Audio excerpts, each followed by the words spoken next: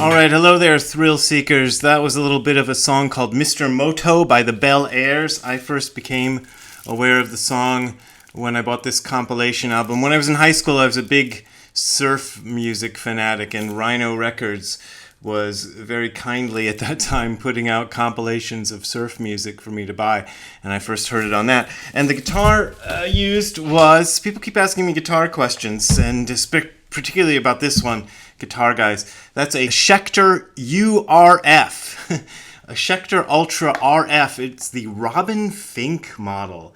I know nothing about Robin Fink except that he was the guitar player, or one of the guitar players, in Nine Inch Nails. And he designed this thing, and it's really great. I bought it to replace a guitar that I stupidly sold at a Gibson S1. And this is the closest I could find the pickup configuration to a Gibson S1 that I could afford. So there you go. Now, what I would like to talk to you about today in Zen terms is something I saw on, what's that thing called? Instagram. And it is a quote. I'll put it up on the screen for you. I won't just try to show it to you like this. It is a quote from somebody named John Perricone. I do not know who John Perricone is, but I love the story that John Perricone tells, so I'm going to tell you the story as he tells it. Several years ago, I invited a Buddhist monk to come to my senior elective class, and quite interestingly, as he entered the room, he didn't say a word. That caught everyone's attention. He just walked up to the board and wrote this: "Everyone wants to save the world, but no one wants to help mom do the dishes." We all laughed, but then he went on to say this to my students: "Statistically, it's highly unlikely that any of you will ever have the opportunity to run into a burning orphanage and rescue an infant, but in the smallest gesture of kindness, a warm smile, holding the door for the person behind you, shoveling the driveway of the elderly person next door, you have committed an act of immeasurable profundity, because to each of us, our life is our universe." And then John Perricone adds, "This is my hope for you for the new year, that by your smallest act of kindness you will save another's world." And I really like that quote, so I thought I would share it with you. And the main point of this video is to share that little story with you. So the music and what I'm about to say after are just dressing to go on that. And really, once you've heard the quote, you can just go away and you've heard everything. But I'm going to see if I can just say a little more, which will probably only dilute the power of the story that I just told you, so forgive me. This is just... I always used to think this when I did my Zazen classes. I still do when I lead the Zazen classes. My feeling is the Zazen is the thing that you come for. The Zazen is the important thing. Doing that, whatever, 30 minutes or whatever it is of silent meditation. That's the important thing. Then you have to dress it up with something else, because people, you can't get people to come in just to sit. Not usually. There was a place I used to go in Japan that would do that. They would just sit and then they would all go home. But it's really hard to do that, so you have to do it like a talk or something else afterwards. And I always thought, now I'm just ruining it. Now I'm just gilding the lily. I used that phrase in front of my wife the other day, and she'd never heard it before. And actually, I didn't know what the origin of it was, and I have never looked it up, but I always thought it was like you take a lily, which is a beautiful flower, and you dip it in gold to try to make it more beautiful, but you just ruin it that way. So gilding the lily. That's what I felt like, and that's what I'm going to do with that story right now.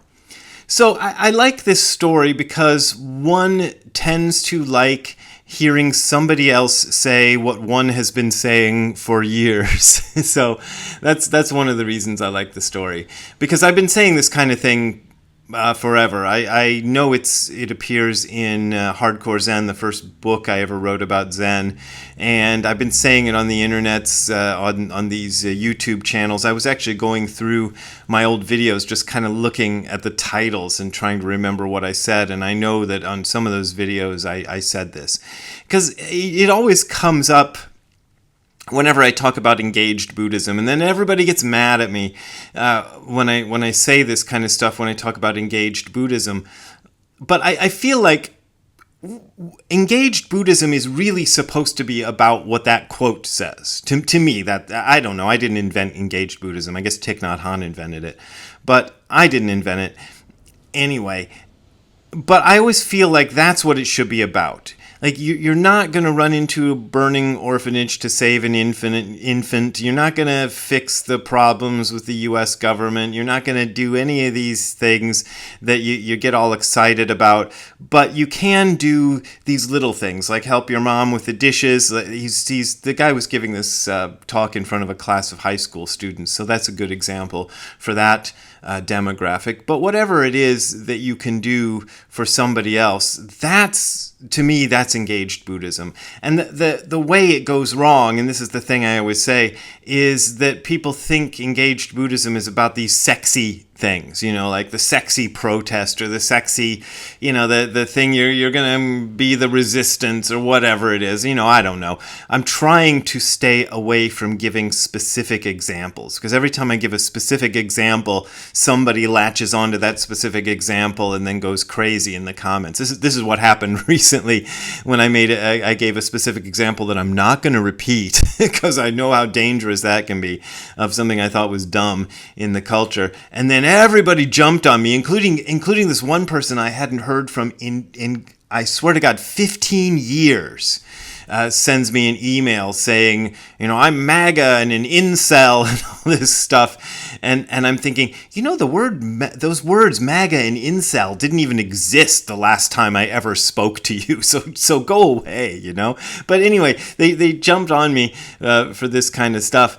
And really though, and actually the last time I did a video about it, some famous Zen master was coming at me. I didn't know this until some people started, 2 or 3 people sent me screen captures and stuff from this guy denouncing me for having said basically the same thing that quote said, which is that you can do all these things to save the world, and maybe it has a tiny, look, my fingers still hurt from doing that steel guitar part in Everybody's Truckin'. Why do I always forget the title of that song? Anyway, maybe it helps a little tiny bit, like this little tiny scar or whatever this is, bruise on my finger. You did that little teeny bit of thing that might help, do something, and you're raging about it, but you're forgetting the more important things. This was the story, the version of the story, or the version of this lesson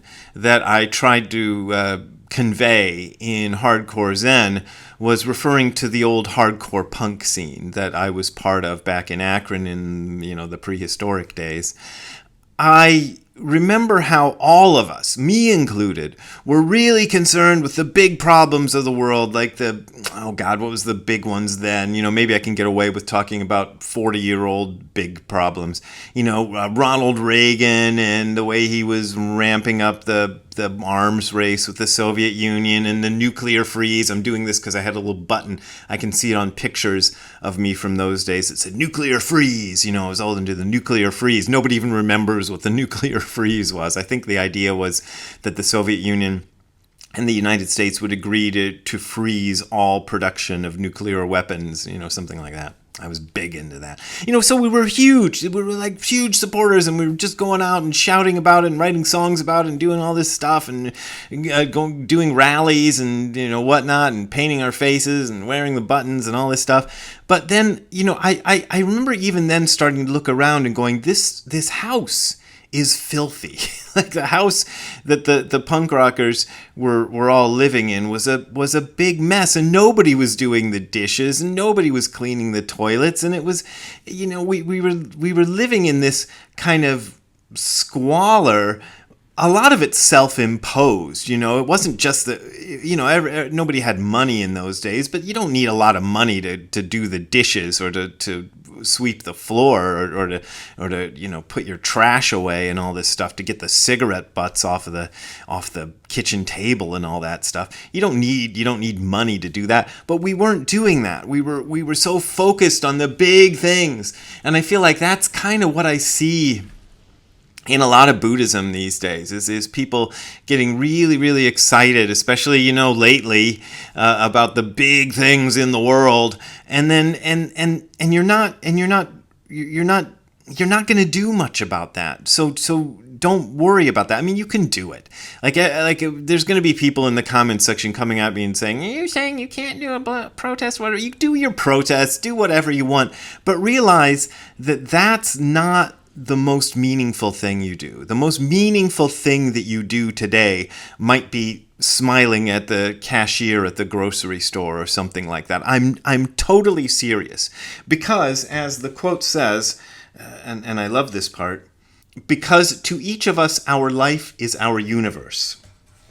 So you're actually helping the universe. You think the universe is this big giant thing, and that the world and humanity is this big giant thing, and it is from one perspective, okay. But I think the more important perspective, God help me, because people are going to get angry at me for saying this, but I think the more important perspective is the one-on-one perspective, where you're actually interacting with another person or another animal or something, and you can do something great right now. So you don't have to fix the major crisis that's going on in some other part of the world, or in Washington D.C. or in London or in Stockholm or in Helsinki, wherever. I know I got viewers internationally. All the stuff going on in Berlin.